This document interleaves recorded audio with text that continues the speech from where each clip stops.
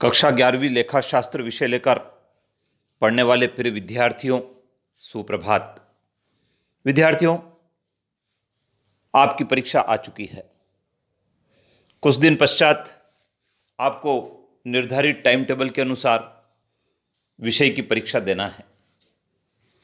विद्यार्थियों, आप रात दिन मेहनत करके इस परीक्षा को पास करने का संकल्प संजोए होंगे, लेकिन मैं आपसे कहना चाहूँगा कि केवल परीक्षा पास ही नहीं करना है, बल्कि आपको सर्वाधिक अंक प्राप्त करके मेरिट में स्थान भी बनाना है।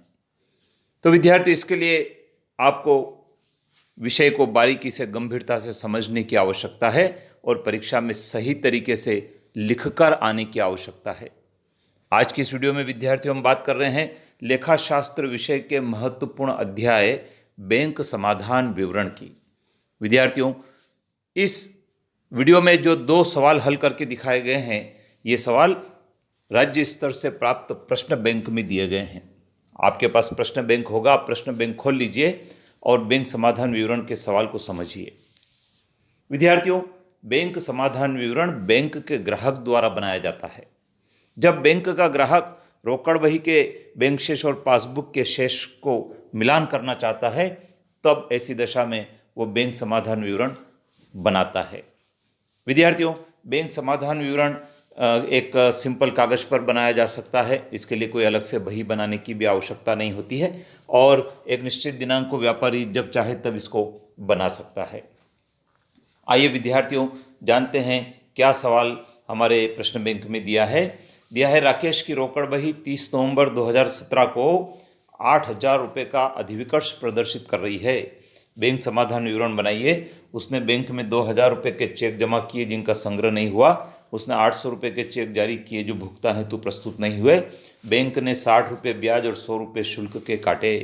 विद्यार्थियों, यहाँ पर रोकड़ बही का अधिविकर्ष प्रदर्शित कर रही है। इसका मतलब ये हुआ कि हमारे सवाल में क्रेडिट बैलेंस दिया है रोकड़ बही का, और जब रोकड़ बही का क्रेडिट बैलेंस होता है तो ऐसी दशा में हम लिखते हैं overdraft credit balance as per cash book 8,000 रुपये। जब क्रेडिट बैलेंस होता है तब ऐसे चेक जो बैंक में संग्रह के लिए जमा किए थे और जो संग्रह नहीं हुए उन्हें प्लस कर दिया जाता है। तो लिखा है cheque send to bank but not collected. इसी प्रकार से बैंक ने इंटरेस्ट भी लिया है और चार्जेस भी चार्ज किए हैं। तो विद्यार्थियों, ये भी प्लस वाला आइटम है, इसको भी हमने जोड़ दिया है। इस प्रकार से कुल 10,160 रुपये हमारे जोड़ने के पश्चात हो गए। माइनस वाले आइटम में अर्थात घटाने वाला आइटम में वो आइटम घटाए जाएंगे जो चेक जारी किए थे लेकिन अभी तक बैंक में भुगतान के लिए प्रस्तुत नहीं हुए। तो ऐसे चेक 800 रुपये के हैं विद्यार्थियों। तो ये 800 रुपये को हमने माइनस कर दिया है। इस प्रकार से 9,360 रुपये हमारा उत्तर आया है। हम चले थे रोकड़ बही के क्रेडिट बैलेंस से और हमारा समाप्त हुआ है debit balance as per passbook. विद्यार्थियों, बैंक समाधान विवरण को जानने के लिए, समझने के लिए हमको जो ट्रांजैक्शन हो रहे हैं उसके क्या प्रभाव हो रहे हैं इसको जानना पड़ता है।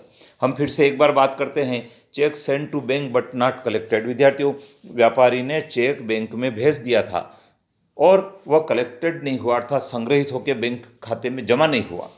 जब व्यापारी ने बैंक में चेक भेजा था तो उसने ये मानकर अपनी कैश बुक में लिखा किया था कि वो संग्रह होकर बैंक में जमा हो गए होंगे, लेकिन वो जमा नहीं हुए। विद्यार्थियों, यदि डेबिट शेष होता तो हम इस आइटम को घटाते, माइनस करते, लेकिन अभी क्रेडिट शेष है इसलिए अपन ने इसको प्लस किया है। इस प्रकार से हमको समझने की आवश्यकता है जिससे कि आपका ये बैंक समाधान विवरण का सवाल सही हो सके। आइए विद्यार्थियों, एक और सवाल प्रश्न बैंक में दिया है। निम्न सूचनाओं से बैंक समाधान विवरण बनाइए। 31 दिसंबर 2016 को रोकड़ बही के अनुसार बैंक शेष 8,000 रुपये नामे हैं। ये डेबिट बैलेंस है। 5,000 रुपये के चेक जारी किए किंतु भुगतान के लिए प्रस्तुत नहीं किए गए। बैंक में 7,500 रुपये के चेक जमा किए किंतु 5,000 के चेक जमा नहीं हुए। ग्राहक ने सीधे बैंक में जमा करा दिए 500 रुपये। विद्यार्थियों, जब हम बैंक समाधान विवरण बनाते हैं तो सबसे पहले हमको शेष का निर्धारण करना होता है।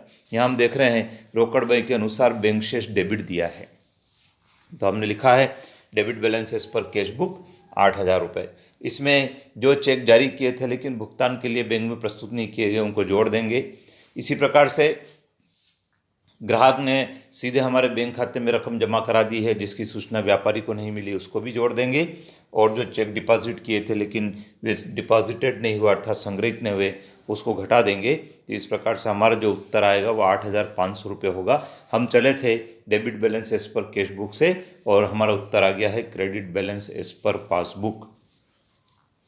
तो ये विद्यार्थियों बैंक समाधान विवरण के जो सवाल थे, जो दोनों मैंने आपके साथ शेयर किए हैं।